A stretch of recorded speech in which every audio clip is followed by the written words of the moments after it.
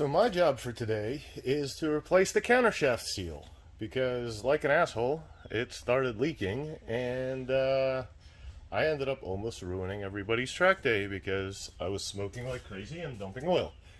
Good thing fluid-containing belly pan took the brunt of most of it. So some of the things we're going to need to do today is take the back wheel, not so much off, but loosen it so that I can get the chain off.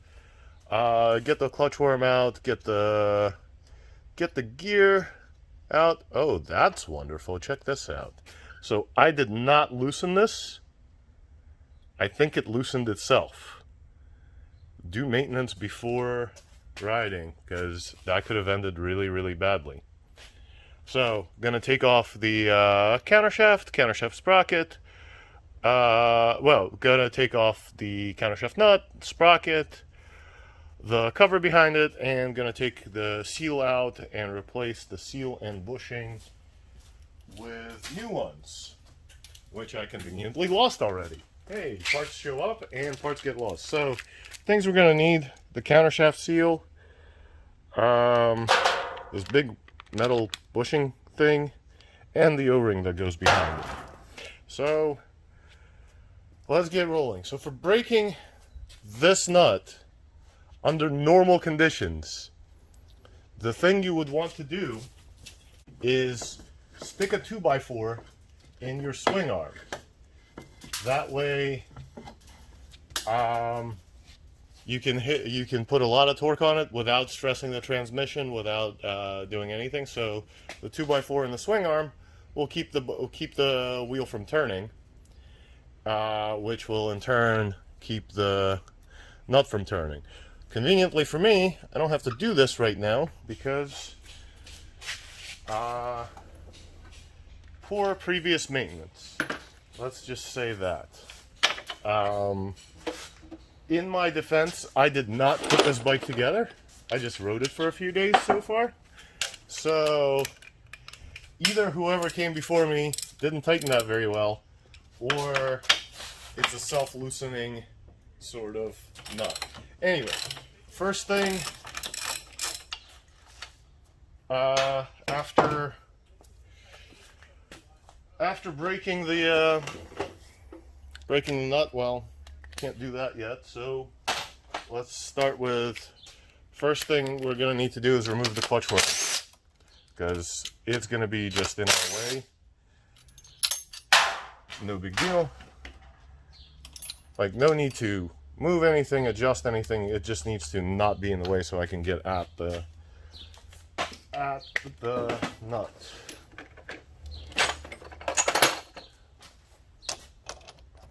So I don't actually know what size that nut is because I've always just been using the 1 1/4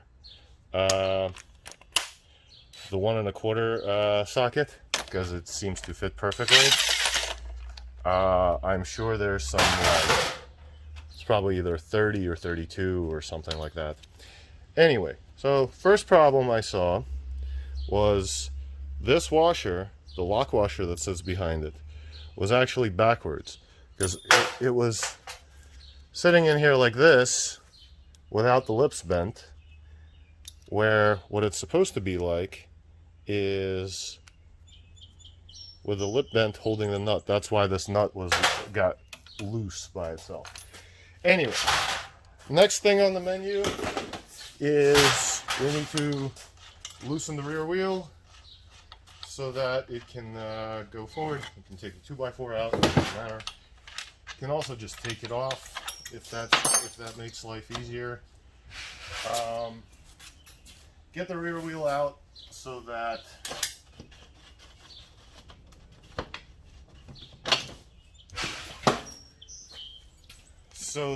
the chain is nice and loose. So I'm gonna unhook the chain off the wheel. I'm gonna have to brake clean the hell out of the entire bike after this procedure because everything is covered in oil.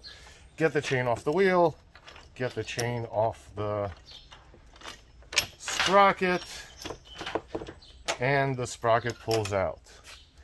Now, I'm fairly certain that this is our culprit because that's where I saw the oil dripping out of. I'm hoping that holds true, because otherwise I'm just replacing parts for no reason. So, get the plate off that covers the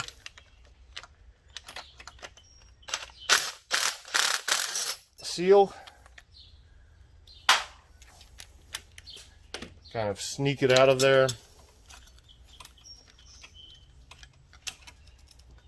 No big deal.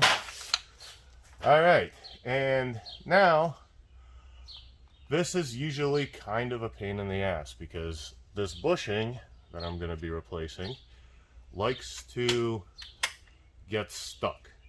So my plan is to clamp it in clamping pliers or channel locks or something and yank it out somehow. Hopefully this hasn't been in there all that long, and maybe it can come out. Maybe it can come out. Probably easier with the bike in gear. That way when I turn it, if I can turn it, it'll actually move.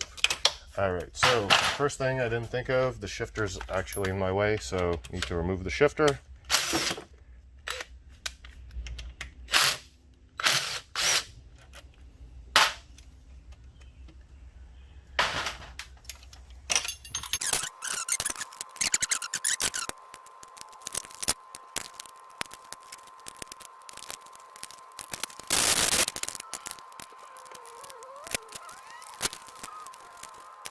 Alright, this bad boy's out.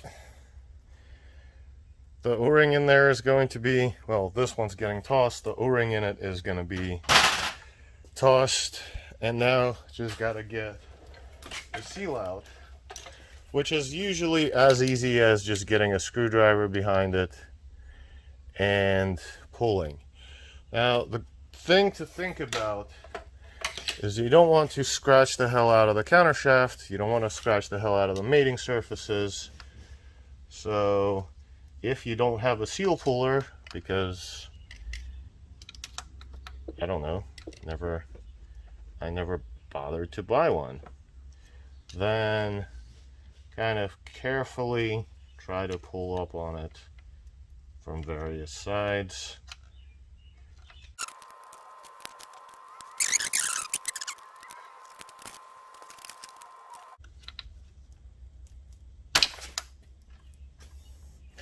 Alright, after a little bit of pulling, got it out, and you can see that that little thing, that wasn't me right now, that was the cause of all of our mess. So,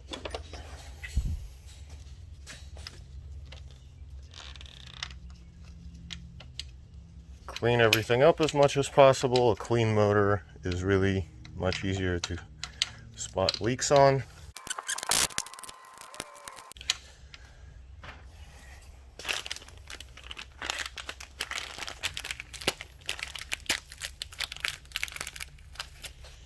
Alright, so new bushing,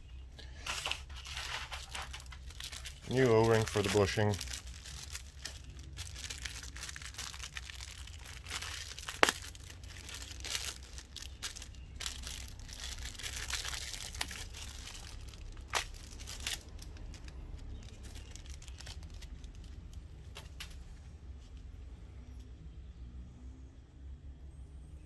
Get that in there. And then the new seal.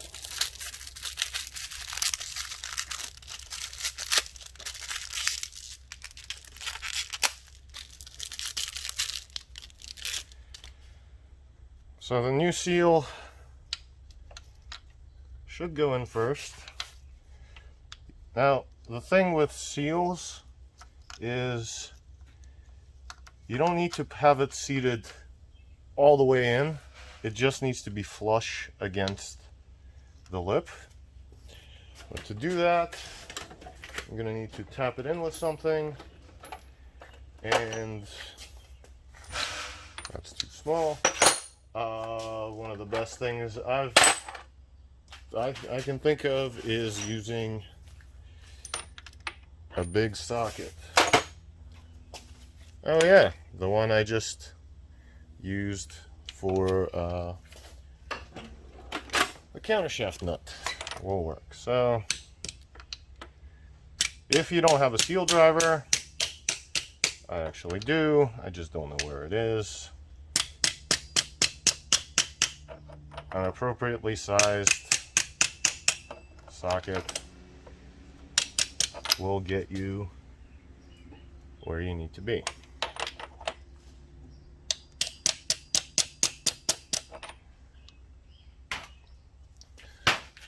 If you have a seal driver, obviously it's better to use a seal driver. So then next, we need to get the bushing in. If everything is good, it will just slide right in, no drama.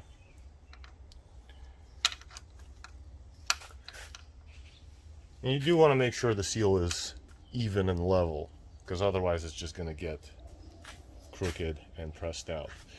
So now, without the chain on, this might actually be a good time to see if it leaks when it spins. So don't put the chain on. A lot of energy slinging around with the wheel spinning. So much better to do it without the chain on.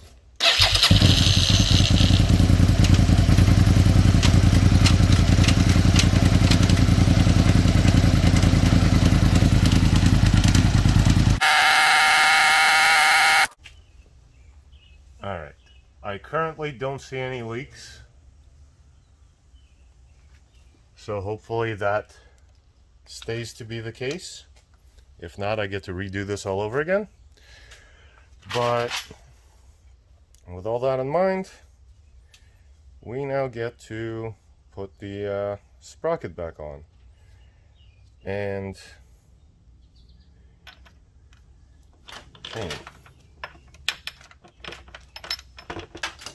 except that I forgot a step, and we need to put the seal plate back on.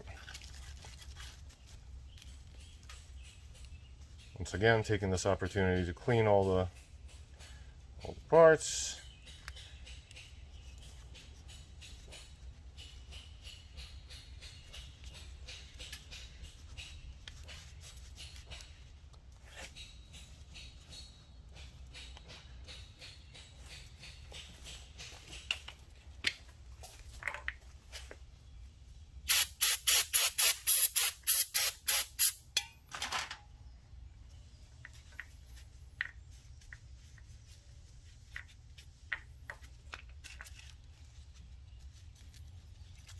Alright, it's a little pitted, but it's probably about as clean as it's going to get.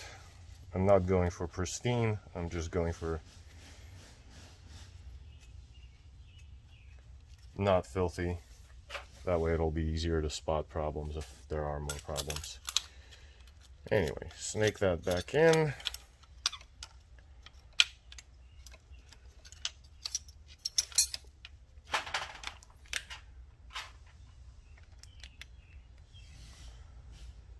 Bolt it down.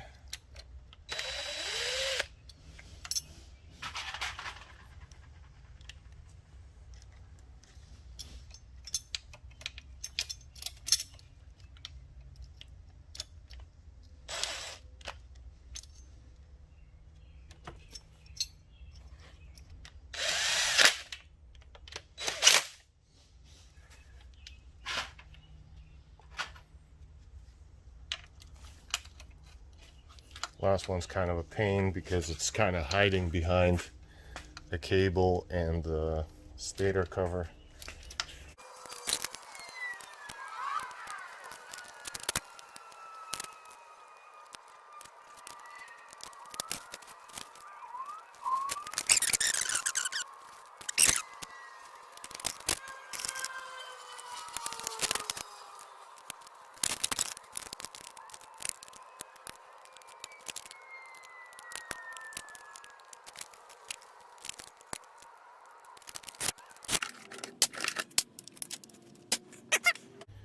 2 out of 3 ain't bad, right?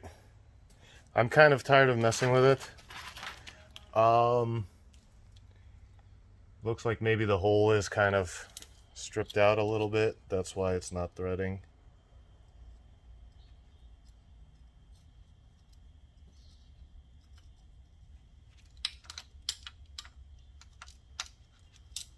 And I really can't, I don't have anything I can get in there. Because even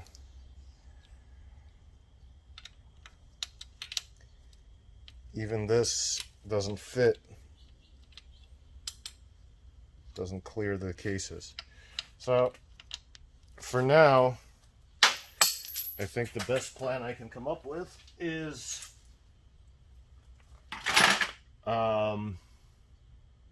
leave 2 out of 3.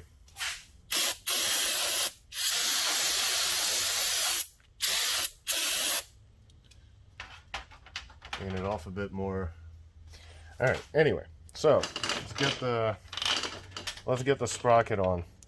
So at the beginning, I mentioned that there's a lock washer. So it gets put on behind the nut and then gets hammered so that it holds the nut. So sprocket goes in.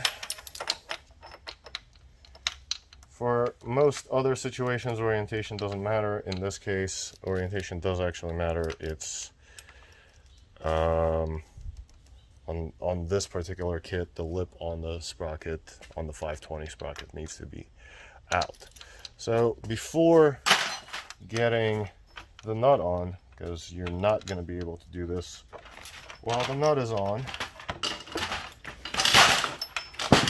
Alright, cue all the 12-year-olds in the comments going, nut. Also, every Beavis and Butthead fan. Anyway, so bend the chain around the countershaft. Hook it to the sprocket. Then put the lock washer on.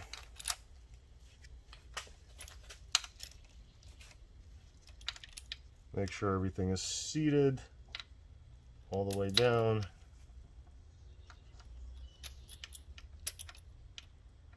And of course, he bent the teeth, so out is going to come the hammer. Straighten those teeth.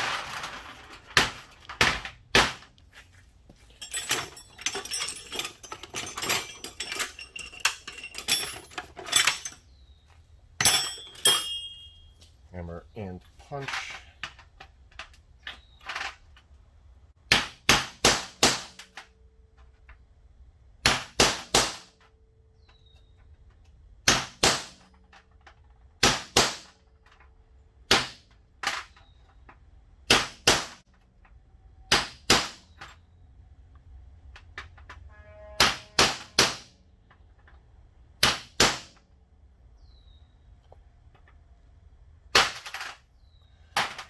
So all of these, both the nut and the lock washer, are supposed to be single-use parts.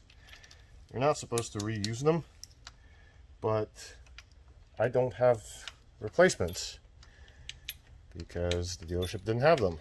So I am stuck with this because they can't get me replacements in time. So I am going to have to do this reusing parts.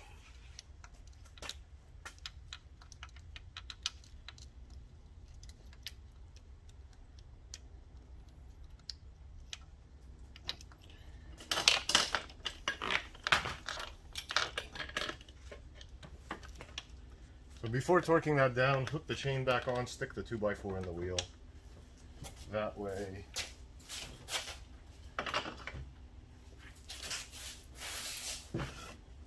your transmission isn't doing the work of holding it in place.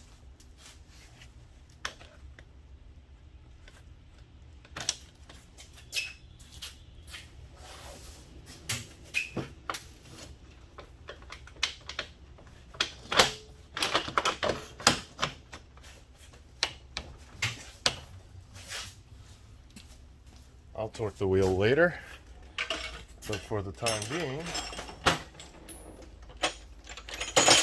I need to torque the countershaft nut.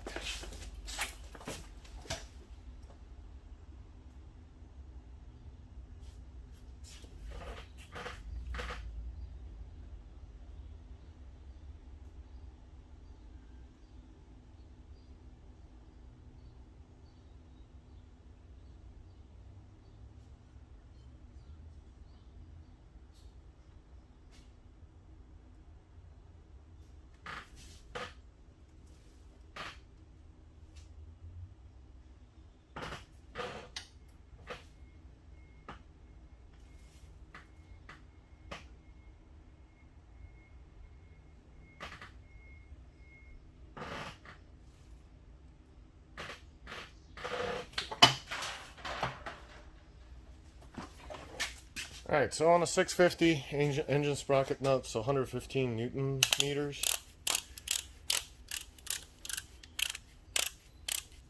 And then it gets the lock washer hammered around it. So this is one of those things that, in theory, should never be able to go anywhere. So before tightening it so your transmission isn't doing the work,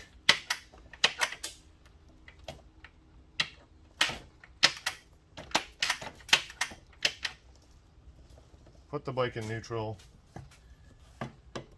put the 2x4 in the wheel,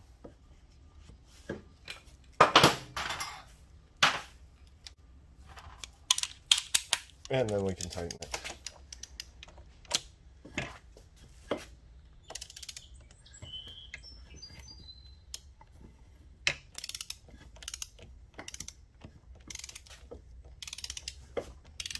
The thing with the 2x4, yeah, you can absolutely leave the bike in gear and do this, but then what are you doing to the transmission teeth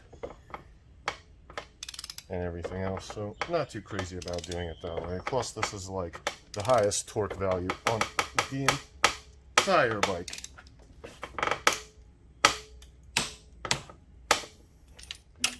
Alright, so that snapped in, that clicked. And now I get to grab my hammer and chisel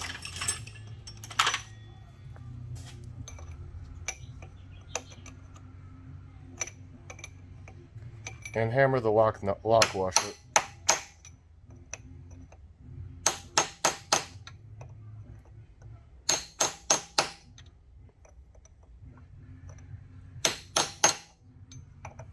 Against the nut so that it can't go anywhere.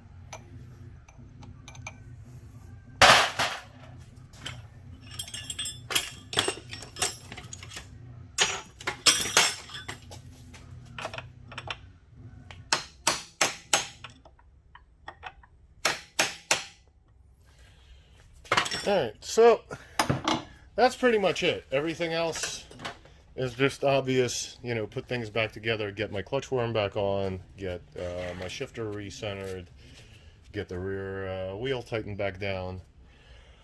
So that's replacing a countershaft seal with a few missing steps because I couldn't get that one bolt back in. So that's what's going on with my bike today. If you guys want to see me doing something, please let me know in the comments. Hopefully that helps somebody.